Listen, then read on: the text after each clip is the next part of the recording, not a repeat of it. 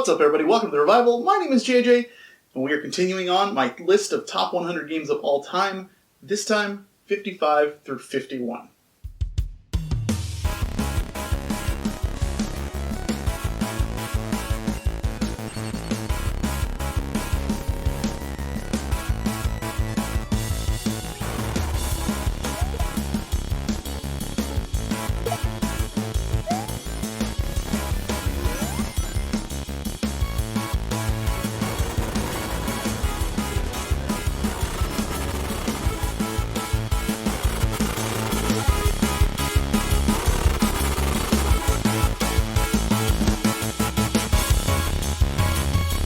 Coming in at number 55 is a game that if you own a Nintendo Switch and you do not have this, you are cheating yourself out of a wonderful gaming experience, and that is Metroid Dread.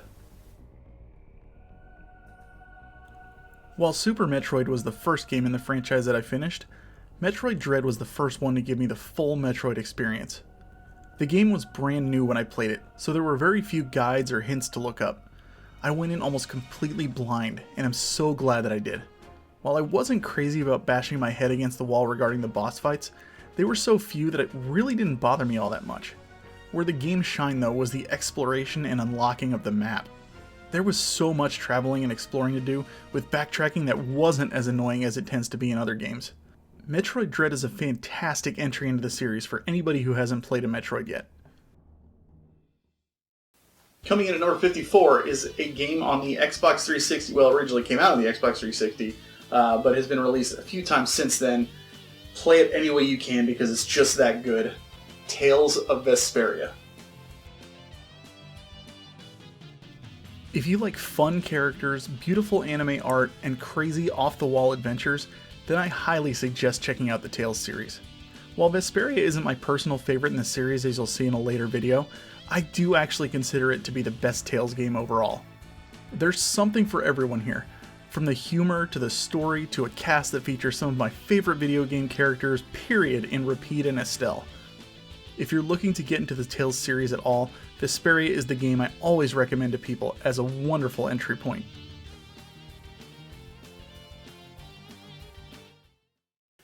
Coming in at number 53 is a game that absolutely took the gaming world by storm.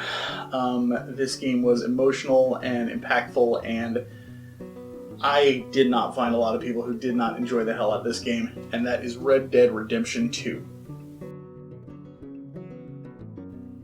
While I obviously love the Grand Theft Auto series, I prefer the setting and stories in the Red Dead Redemption games overall.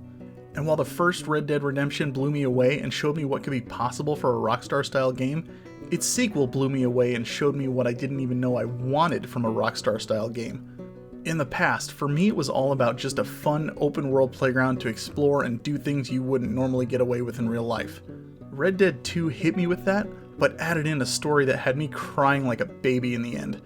I genuinely cared about Arthur and his friends, and even though it was a prequel, and ultimately I knew for the most part how it would end, it still tore my heart out.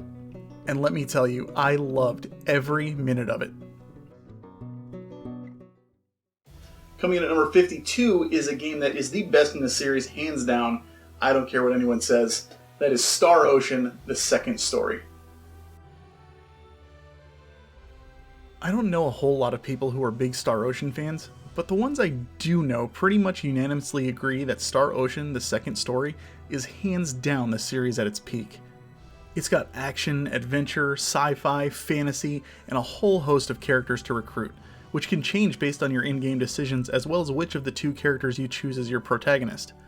There's a lot to love here, with an absolutely gorgeous soundtrack that complements the fun action RPG gameplay and anime aesthetics. While I can't recommend every game in the Star Ocean series, it's very easy for me to say that the second story is by far the best. And finally, at number 51, a game that blew everybody away just from the trailers when it was first announced. That is Horizon Zero Dawn.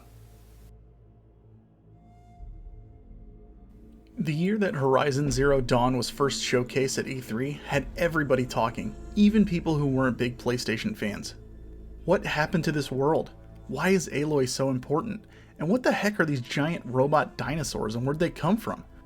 It was a huge talking point for a while. When the game finally dropped, I was on it day one, and it absolutely knocked my socks off.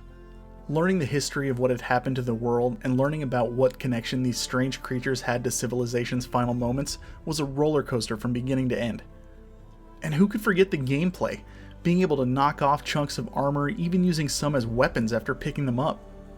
Horizon Zero Dawn showcased what was possible with the PS4, and we were all here for it.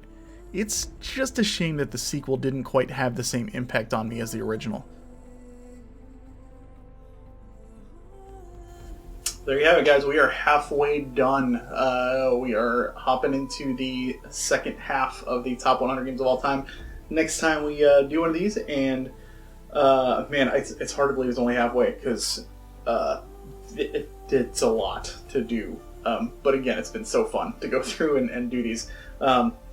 Thank you for sticking with me so far. I can't wait for you guys to see the rest of the list because the games just get better and better from here. So I can't wait to talk about them, share my thoughts, and hear yours as well. So thank you again for watching. Like, comment, subscribe, all that fun stuff.